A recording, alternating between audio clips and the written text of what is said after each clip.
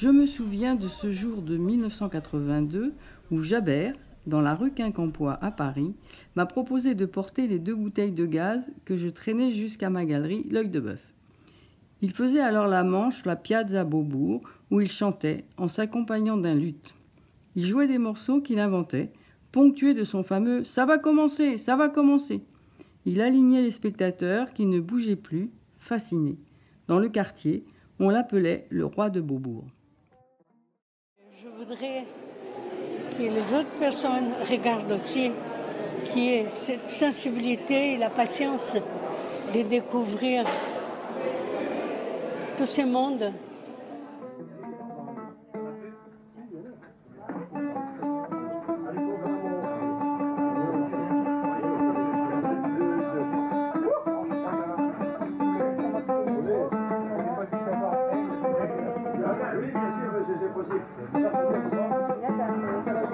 قلبي عشان جدك وماليش حبيب تاني ليا جميل محلاه.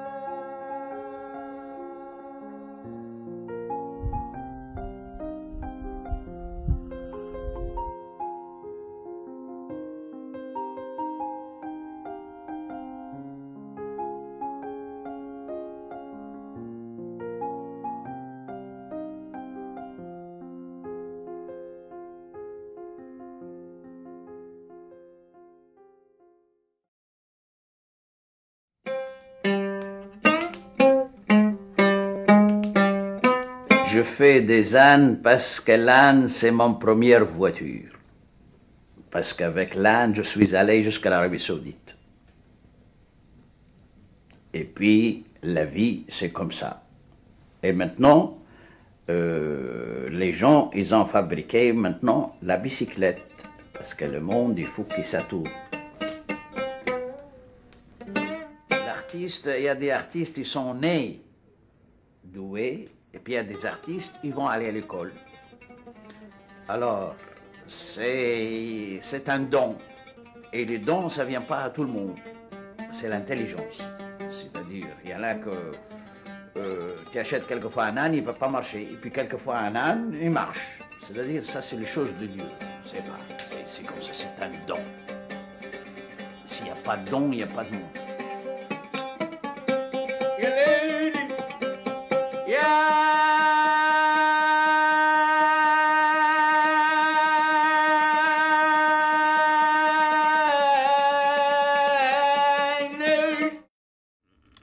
L'art brut est prostitué par les marchands, tout le monde se veut d'art brut, les artistes font de l'art brut, alors que l'art brut c'est pas du tout ça.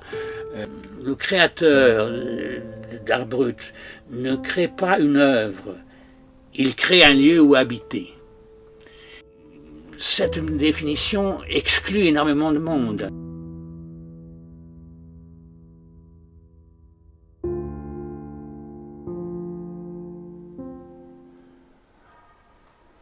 Jabert est une histoire singulière parce que moi je l'ai connu tout de suite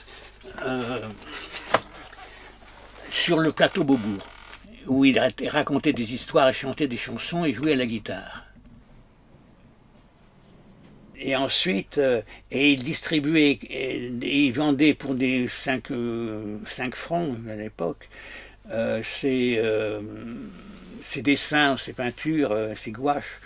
Le Jabert sombre est peu connu, et en fait c'est le Jabert que Jabert préférait. Mais il ne le faisait pas, il m'a dit un jour, bah, ça se vend pas. Et le Jabert sombre est un Jabert. On m'a même fait cadeau de Jabert sombre, alors que ce sont peut-être les grands Jabert, parce que les Jabert sombres, c'est ceux que nous avions présentés à Dubuffet. Et Dubuffet était emballé. Il a dit, ah, le Jabert, ça c'était au départ. Hein, comme nous avons d'ailleurs dans le musée, nous avons des premiers Jabert, mais des Jabert sombres, justement. Parce que Jabert a quand même été, est quand même un être assez extraordinaire. Parce que moi, je le mettrais dans l'art brut, hein, comme Dubuffet. Jabert est un artiste tunisien de rue qui a maintenant plus de 70 ans. Et dans un petit film que j'ai fait avec un réalisateur américain qui s'appelle Alan Govenard, on l'interviewait de nuit, assise dans un escalier, un jour d'hiver. C'était donc tout à fait à la sauvage, à l'arrache. Et il dit à un moment donné, moi je m'en fous l'argent, je suis né riche. Et c'est vrai qu'il vit au jour le jour, il vend ses dessins, une bouchée de pain, mais comme il crée tous les jours, eh bien au fond c'est un peu comme s'il faisait de la fausse monnaie. Il est capable de faire du petit argent tous les jours et ça lui suffit. Et quand il a en trop, il envoie au village. Je m'en fous d'argent, je suis né riche.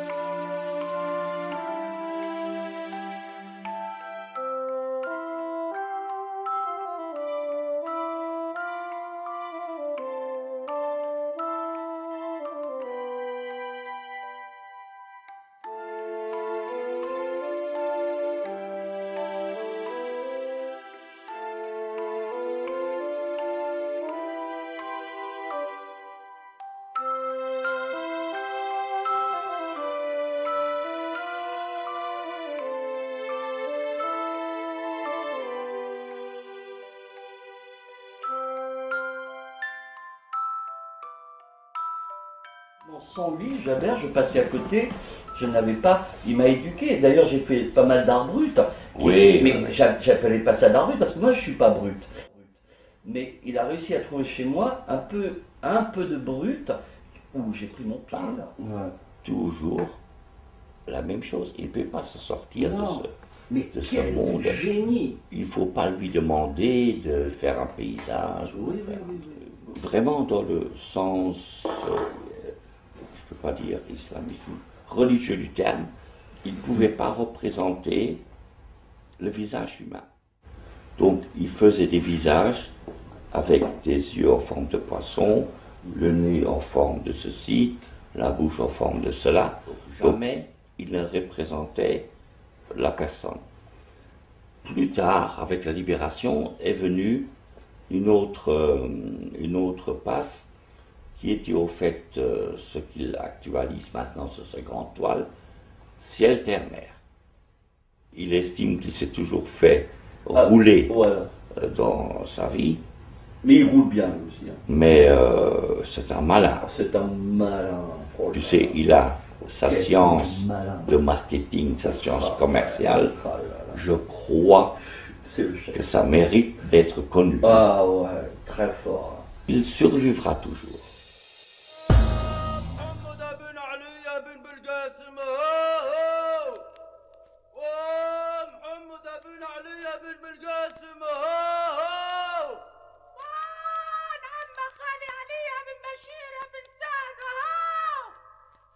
هاني ناي عند مدام اللي ساكن عملت الصاني واز مش نشرب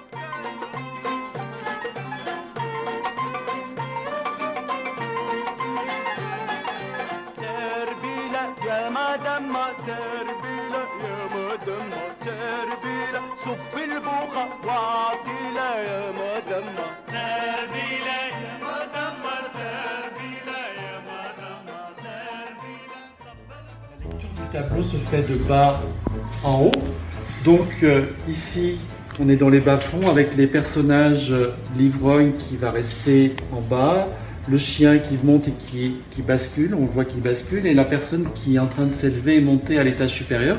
On est dans la vie idéale, pour Jabert, c'est vraiment la vie idéale, la vie rêvée, c'est-à-dire une famille avec le papa, la maman, le petit garçon, la petite fille, et Paris, son amour aussi. Et plus on monte dans le tableau, on arrive vers le spirituel. Là, c'est la mosquée, et ici, la cathédrale. Et puis les yeux qui nous regardent, les yeux bienveillants qui nous regardent, et puis les mots qui sont souvent là pour faire du remplissage. Il associe souvent breton, Normandie, Corse. C'est des régions à forte identité. Donc là, Jabert représente sa mère en 1989, qui était une mère berbère, tatouée et avec tous les attributs de la femme berbère. Et en haut du tableau, en arabe, il note Magra à faire une rare huile sur toile de Jabert de 1994, qu'il a peinte dans l'atelier de la rue du Roule. Et c'est tout la vie de Jabert en fait. C'est Jabert au désert qui dit un petit peu à l'industriel qui arrive avec son usine clé en main, retourne chez toi. Et on sent l'hostilité puisqu'il pointe du doigt et qu'il a une lance dans l'autre main. Voilà, donc c'est la confrontation du monde moderne avec le monde de Jabert.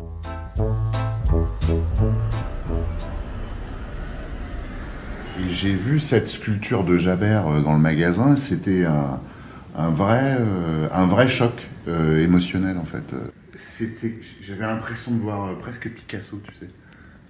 C'est un truc de dingue. Dans la vitrine, j'avais l'impression que je disais putain, c'est un Picasso. Son côté aussi libre, parce que tu peux pas prendre de rendez-vous vraiment avec Jabert. Jabert, il est libre, il se balade partout, il s'installe quelque part, s'il est bien, il reste, s'il en a marre, il se casse. Voilà, c'était ça Jabert aussi. Et donc on le connaît sans vraiment le connaître en fait, il est très secret finalement.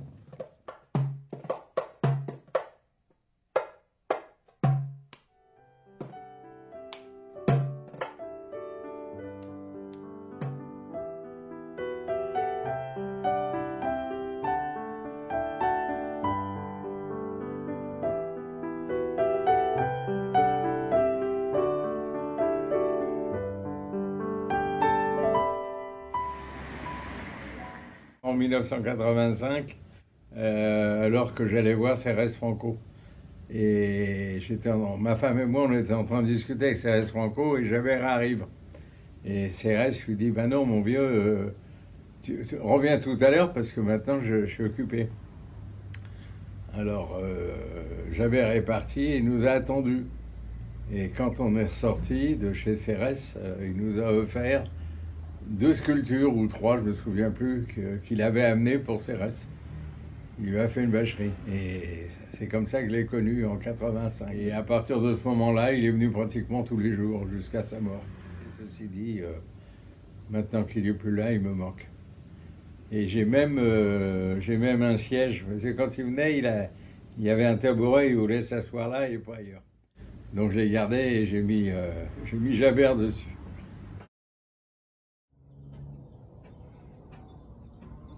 En fait, c'est un portrait de mon père, Alain Bourbonnais, que Jabert a fait. Ouais. Là, le pied, en fait, c'est une colonne de lavabo. En fait, c'est très judicieux. Ça fait vraiment impeccable. Un coup élancé. Et ça tient bien la sculpture. Voilà. Et mon père avait effectivement des grosses moustaches. Il fumait. Donc voilà, tout y est. Et quand on allait, par exemple, se promener vers Beaubourg, ou tout simplement visiter le centre Pompidou, on passait sur la place et Jabert était là en train avec ses élucubrations, d'animer tout le monde. Et il nous voyait de loin, il disait « Ah, la fabuloserie arrive !» Il nous connaissait très bien, quoi. Il repérait, il connaissait tout son monde, hein, Jabert. Surtout dans les années 1983, justement chez Cérès Franco, puisque mon père était un client, entre guillemets, de Cérès, enfin, pas entre guillemets d'ailleurs, il était un client, tout simplement, de sa galerie L'Œil de Bœuf.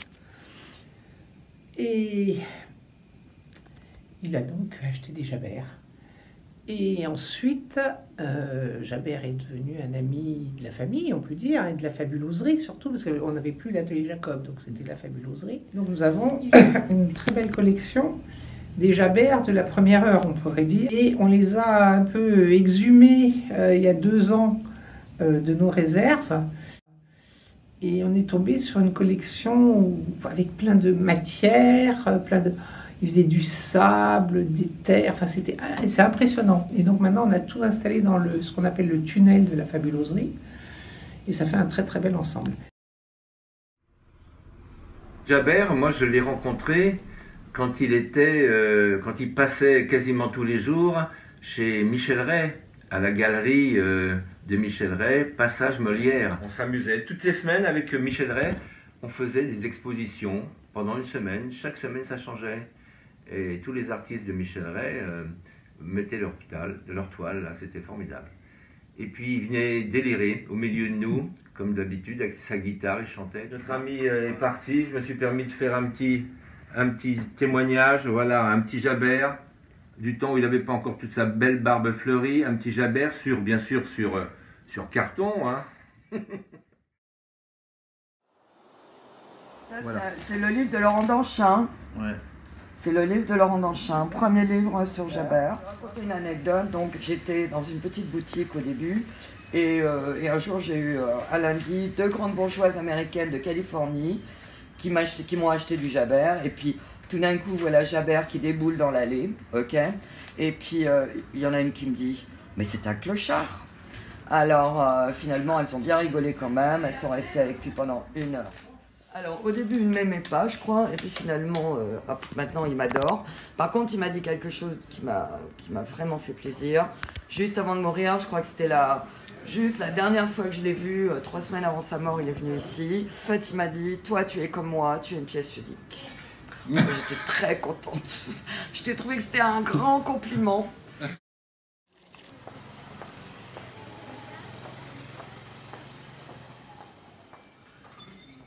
Mais surtout pour moi, c'était à la fois un saltimbanque, mais je crois que c'était aussi ce qu'on peut appeler un clown céleste. C'est-à-dire que lui, sa bannière, c'était bonheur pour tous. C'était vraiment le clown de Dieu, presque, si on peut parler comme ça. Et voilà, donc c'était un homme merveilleux. C'est un homme en même temps qui apportait l'Orient mythique dans notre société un peu matérialiste et un peu étroite. Et il apportait à la fois le mythe, parfois il était peut-être un peu mythomane, il racontait des histoires sur sa propre vie, mais comme un conteur.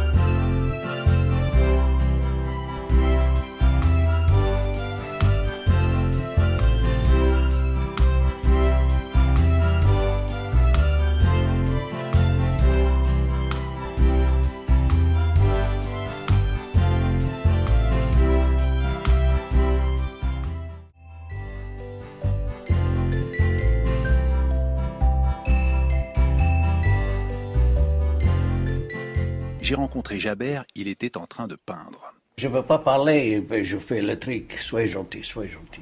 Parce que c'est fatigant. Ça travaille la tête. Parce que pour sortir les couleurs, c'est le plus difficile. Jabert n'a pas d'atelier, il vit dans une certaine précarité. C'est pour ça que Bertrand Belon lui prête son atelier tous les mercredis. La peinture qu'il fait, la série de peintures qu'il fait sont quand des grands on finit formats. l'étoile, après on peut parler, mais là on ne peut pas. Oui, absolument.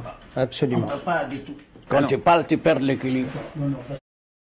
J'ai aidé beaucoup des artistes, ils ont promis des idées. Toujours Jabert, je suis un âne. Je suis l'enfant de Paris. Parce que je suis arrivé jeune, j'étais boulanger à Belleville. Mais comment vous avez découvert la peinture? Comme ça, j'ai aimé une fille, elle m'aime pas parce que je sais pas lire. Je dessine dans le mur comme ça. Qu'est-ce que tu veux? Il faut jamais montrer que tu es triste.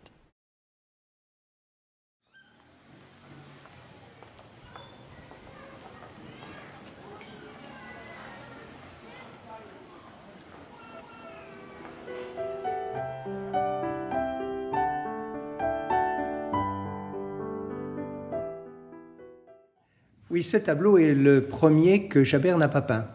Il avait commencé la semaine précédente avec un crayon qui était cassé, où on voit à peine son schéma. Et, le mercredi d'après, il n'est pas venu.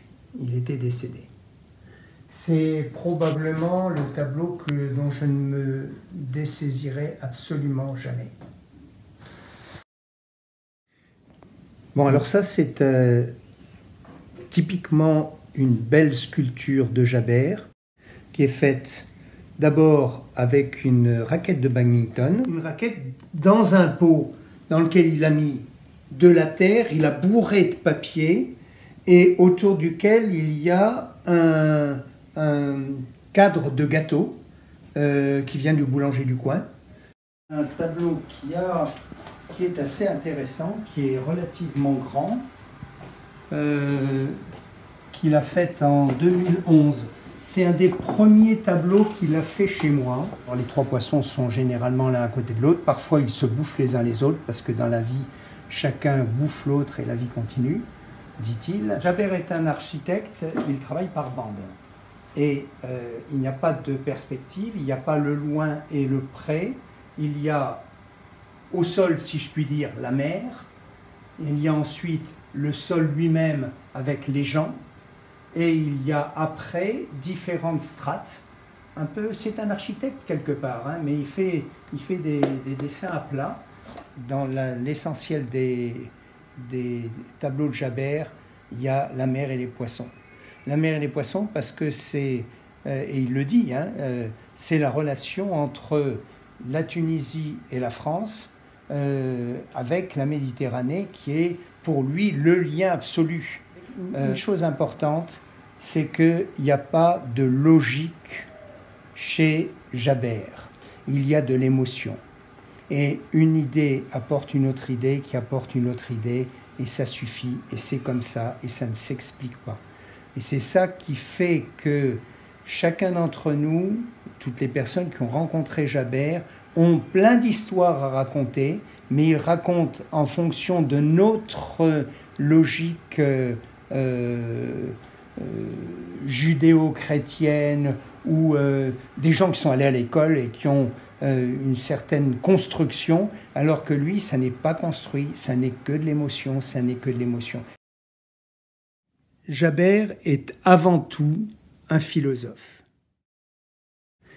Et je me suis rendu compte que c'était un philosophe depuis longtemps, parce que depuis longtemps, je note toutes ces phrases définitives, comme j'ai compris qu'une seule chose, c'est que je n'ai rien compris.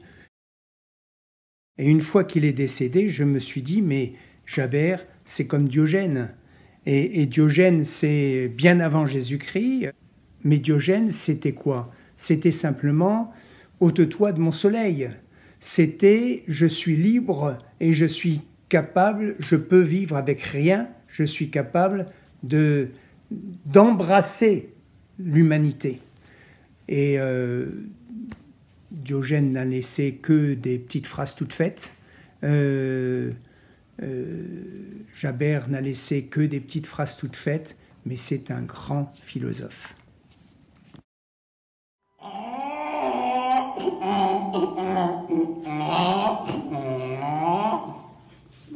C'est nature, c'est tout. Il n'y a pas d'école ici. Les jeunes hommes me regardent. Dans la vie, il faut rigoler.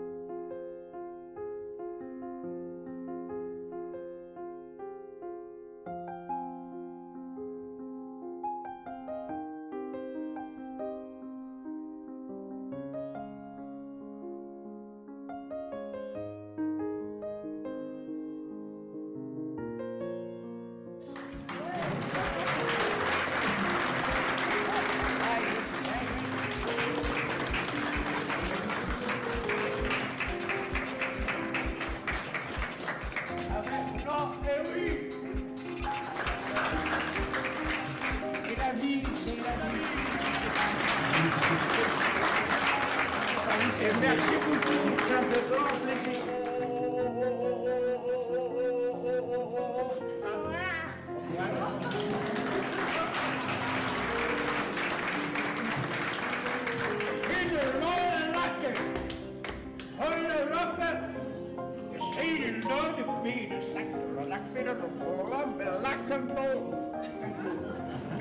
Alors, sinners service. Et moi-même, je ne sais pas quoi dire, mais ça paraît, ça marche. Mesdames et messieurs, je suis professeur à la Sorbonne et je chante une chanson, I'm sorry I understand you. Même si je ne comprends pas la vie, je dis thank you.